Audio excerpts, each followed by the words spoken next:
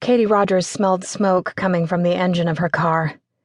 "Come on, you can make it," she muttered, her fingers tightening on the steering wheel of the old Cadillac, which was pretty much the most valuable possession she had left.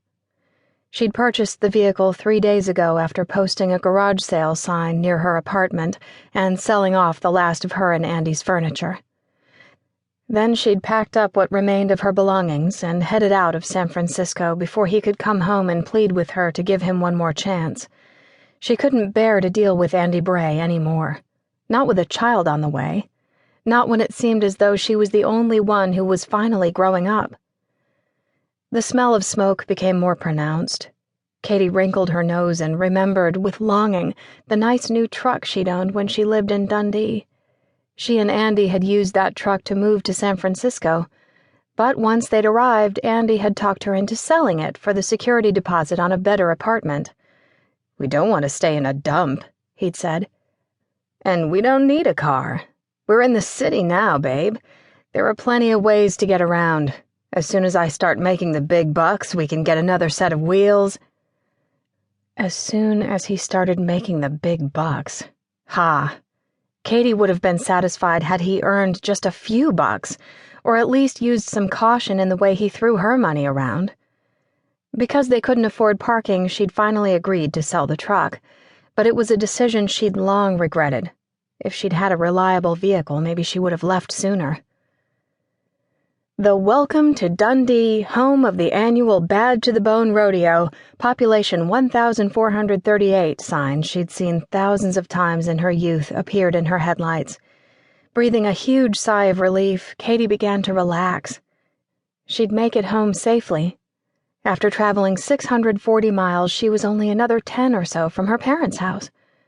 Suddenly, the Cadillac gave a loud chung, and the lights on the dashboard blinked out. Katie frantically pumped the gas pedal, hoping to get a little farther, but it didn't do any good. The car slowed, trailing smoke. "No!" Katie shifted the transmission into neutral so she could crank the starter. Returning to Dundee in her current situation was pathetic enough. She didn't want anyone she knew to see her stranded on the side of the road. But the car wouldn't start.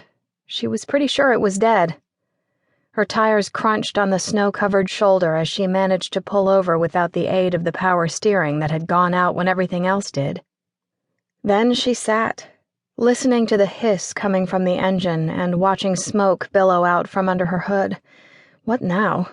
She couldn't walk the rest of the way to her folks' house. The doctor didn't want her to be on her feet. Just 2 weeks ago, she'd experienced premature labor pains, and he'd told her she had to take it easy. Sitting inside a dead car wouldn't get her anywhere, though. For all she knew, the engine was on fire and the car would momentarily explode, like so many seemed to do on television. Wrestling her luggage out of the back seat, she dragged it a safe distance. Then she perched on the bigger suitcase and shivered in the cold night air as she watched several cars pass. She didn't have the heart to stand or make herself noticed. She'd hit rock bottom. Life had finally gotten as bad as it could be. And then it started to rain.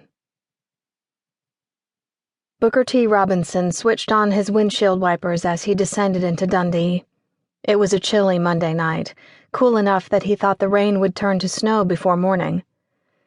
Dundee typically saw a lot of snow in February, but Booker didn't mind.